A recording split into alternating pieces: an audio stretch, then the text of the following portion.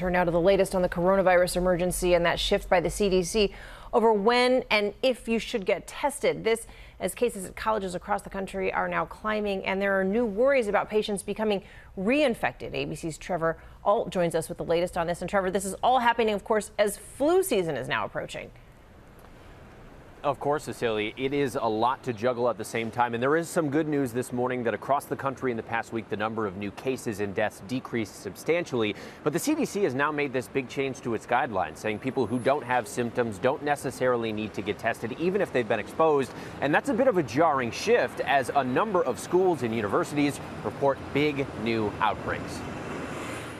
Overnight, a major change to the CDC COVID-19 guidelines, now saying if you have no symptoms, you don't necessarily need a test, even if you may have been exposed. A direct shift from what Director Robert Redfield told ABC last month. Anyone who thinks they may be infected, independent of symptoms, should get a test. The update comes as cases rise at American colleges and universities. More than 530 at the University of Alabama, nearly 160 at the University of Missouri, and even at the University of Southern California, where classes are mostly online. School officials are warning of an alarming increase of 43 cases in off-campus housing. People are throwing parties. I'm just hoping that students come to their senses. In many school districts across the country, students are going into quarantine, putting pressure on parents. They have no idea what to do. Jennifer is the mother of a Mississippi fourth grader whose entire grade of more than 200 students is now in quarantine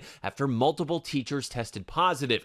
Jennifer is a teacher herself. She's now having to coach other parents through the virtual learning process. Parents don't understand how it works. We've had a lot of frustrations. And with the world approaching 24 million confirmed cases, scientists are studying the possibility for patients to become reinfected. In Hong Kong, a patient is believed to be the first person to become reinfected with COVID-19, and other cases in Europe are being investigated. This as health officials prepare for a full flu season lurking just around the corner. We've had delays for returning those COVID tests, and that is not going to go away during the flu season.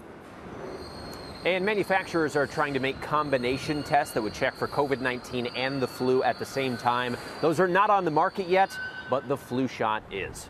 George? Trevor Alt, thanks very much.